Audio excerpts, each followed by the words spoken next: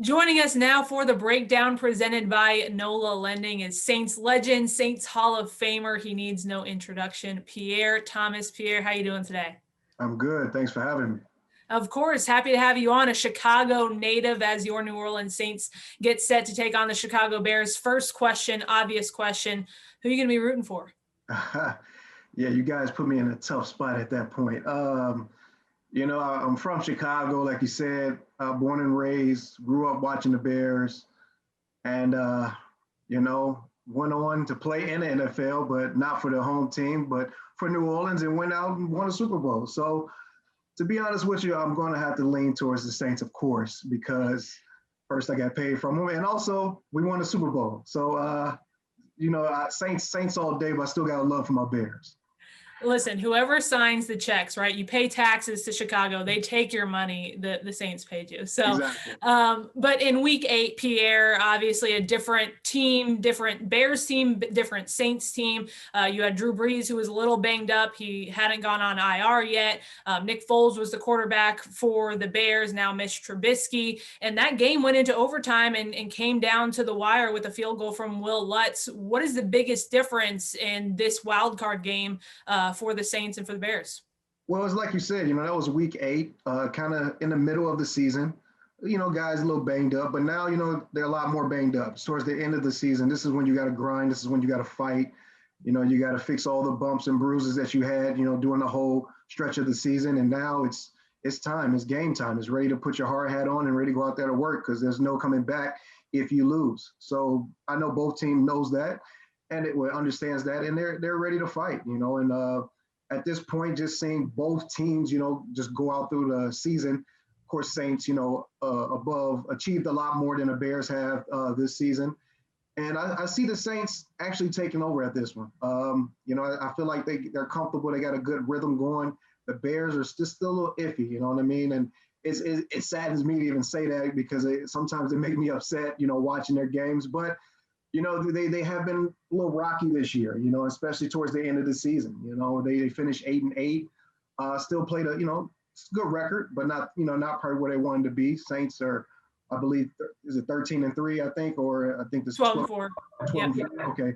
So yeah, the Saints are, they're still on top and they got a lot of weapons. So this is going to be a tough game. Both teams are going to fight. It's going to be a dog fight.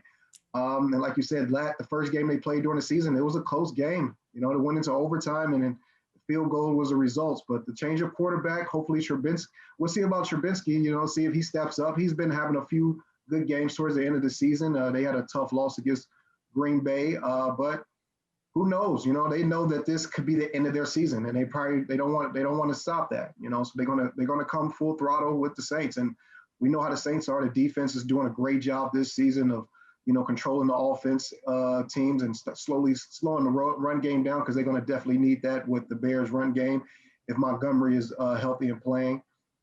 And the Saints, they're going to have their hands full. And I hope these guys can pull it off. But probably answer a couple more questions. I like to rumble on. Just a few. I love it though. But we will continue on, in that first matchup as well. The Saints were without Emmanuel Sanders and without Michael Thomas. Michael Thomas practicing with the Saints this week after coming off of IR. Does that chemistry between Drew Brees and Michael Thomas, is that so automatic that there should be no rust? Or how long are you expecting, how many snaps, I guess, would you expect Drew Brees and Michael Thomas to kind of find that chemistry? Well, they're both professionals. I don't think it would take that long for either one of them to find that rhythm. Yes, there's been a gap where they both wasn't on the field and playing at the same time, but I know the Saints, from playing with them, and it's easy for us to get in the same type of rhythm. You know what I mean? And they got a lot of weapons, just like when I was playing in my days. We had a lot of weapons. We had a lot of guys, and we had other guys that can step up too. So I don't see that rhythm is going to fall off. I just want to remind you that you're saying we and us a lot, so you're still going to be cheering for the Saints all the way to the end. So I'm just saying. Hey, you know what? I already said it. My favorite's with the Saints. My favorite's with the Saints. You know, I was talking to Zach Strief and Deuce McAllister earlier this week, and they were saying that this game is going to be won in the trenches on the defensive line for the Saints, going against obviously the Packers the Bears offensive line, and then the Saints offensive line protecting Drew Brees. And so, what's your take on that? Is this going to come down to that line of scrimmage? Definitely. You know, those dudes up front are monsters, are beasts. You know, Drew has a great line in front of him, but the Bears defensive line is aggressive. You know, you got a big Keem Hicks. We already know how he played. You know, he was with the Saints before. We know what he can do. You got Mack. He's a monster on the edge. So they got a tough job on their hands right now with that defensive line with the Bears.